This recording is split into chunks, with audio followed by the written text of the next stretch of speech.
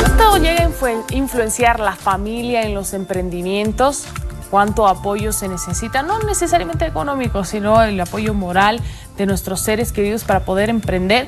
Hoy voy a hablar con Rodrigo Aguilar, director ejecutivo de la Fundación Ser Familia, sobre un estudio que han presentado ellos que se denomina Influencia del entorno familiar en la sustentabilidad y éxito de emprendimientos encabezados por mujeres jóvenes. Este es un documento que ya viene a ser presentado como estudio, 2 años que se ha estado realizando un seguimiento exhaustivo. Me comentaba aquí Rodrigo, a quien le doy la bienvenida. ¿Cómo estás, Rodrigo? Buenos días. Buen día a todos y gracias por invitarme a este espacio. Felices, contentos de compartir y socializar este documento, que más que una labor de Ser Familia, pienso que es un éxito y una labor de todas estas mujeres que son parte de este estudio. Antes de ingresar al estudio como tal, ¿qué te parece, Rodrigo, si hablamos un poco sobre la Fundación, sobre Ser Familia? Claro que sí. Ser Familia es una organización que ya tiene 13 años de trabajo, que desarrolla actividades especialmente con grupos de mujeres, jóvenes y personas con discapacidad, que según los datos estadísticos y la información que existe son los sectores más vulnerables de la población, pero que a su vez nosotros no solamente pensamos en la vulnerabilidad, sino pensamos que son los sectores con más fuerza, con más energía que tienen y con más ganas de ejercer sus derechos. Claro. Esta fundación se puso un reto que era demostrar cuánta influencia tiene el entorno, que tiene una persona para su éxito, para salir adelante. Y comenzó este estudio. Hace 2 años me decía Rodrigo, ¿cómo comenzaron las investigaciones? ¿Cómo ustedes captaron a estas personas que fueron parte del mismo?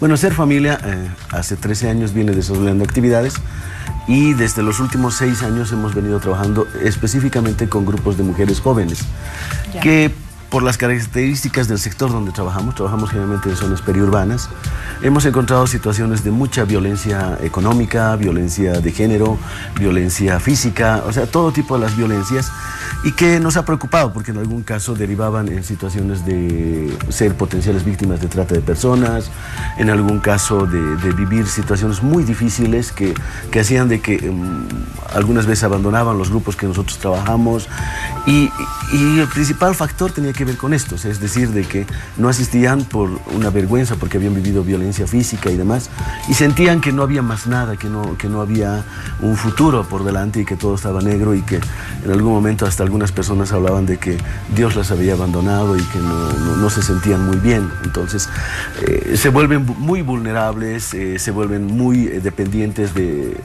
emocionalmente de sus parejas, de sus familias, además. O sea, hay un entorno, es decir, que el entorno se convierte, digamos, en un violentador de estas personas. Claro.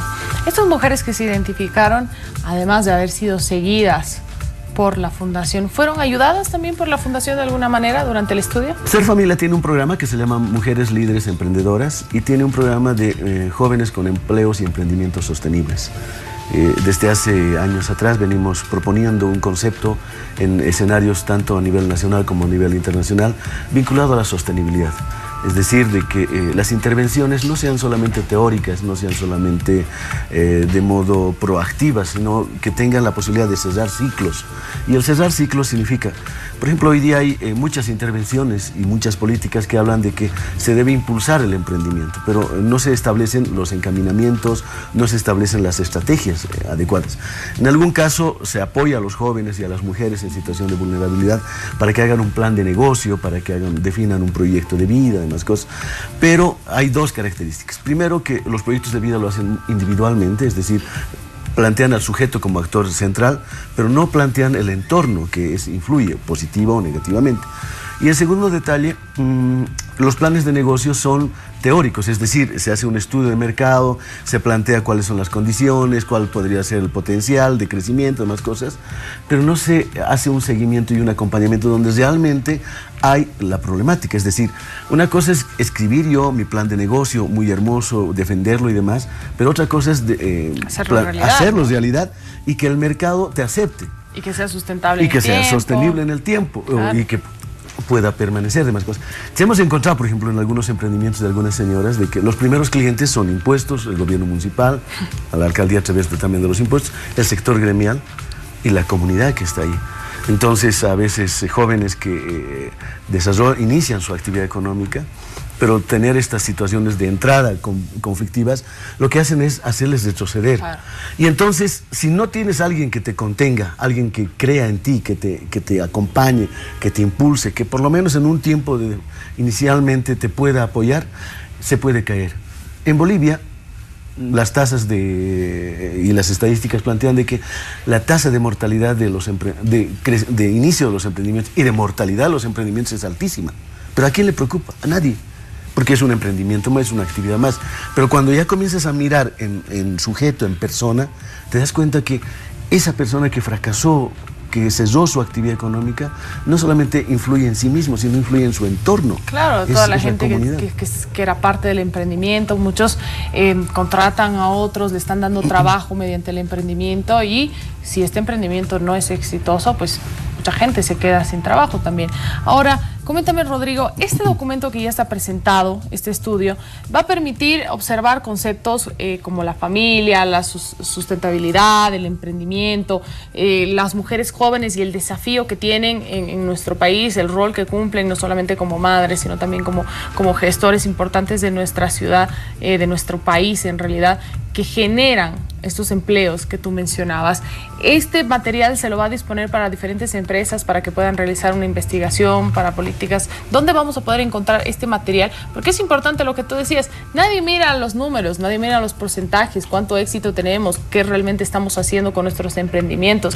Se habla mucho sobre el emprendimiento, en sueño, pero no se materializa, y tal vez es hora también de que las autoridades vean dónde estamos chocando, ¿no? Como emprendedores, cuáles son los problemas que tenemos y cómo se podría ayudar a esta gente que lo único que tiene es ganas de salir adelante. Yo creo que en realidad este documento es un documento de reto para ponerlo sobre la mesa, discutirlo. Ya en la presentación del día martes que tuvimos junto con el gobierno municipal fue interesante porque hubieron diferentes posiciones respecto al tema del emprendimiento y a la situación de la mujer y familia. En el caso, este documento lo que te da elementos de discusión. A nivel de políticas, tanto locales como estatales, lo que te plantea es el hecho de dejar de pensar que el emprendimiento por oportunidad, aquel que está muy bien desarrollado y muy bien planteado, es el que va a ser exitoso. Muchas veces los emprendimientos por necesidad son los que te generan un elemento adicional, un valor agregado que tiene que ver con la fuerza y con la necesidad. O sea, cuando un joven o cuando una mujer en este caso tiene la necesidad de mantener a su familia, de generar recursos, tiene esa fuerza que no le vas a dar solamente a través de un plan de negocio, sino ese valor agregado. Entonces, dejar de pensar que las políticas deben desarrollarse impulsando necesariamente los emprendimientos por oportunidad, sino también considerar aquellos por necesidad. Si tú miras el contexto, especialmente en La Paz, de los emprendimientos exitosos, de las actividades económicas exitosas, muchas de ellas han nacido por necesidad, porque no tenían otra alternativa y entonces han comenzado a desarrollar estrategias, aprendizajes y demás cosas.